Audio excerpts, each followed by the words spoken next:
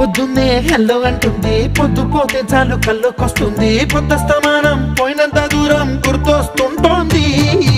అమ్మో బాపు గారి బొమ్మో, ఓలమ్మో మల్లె పూల కొమ్మో.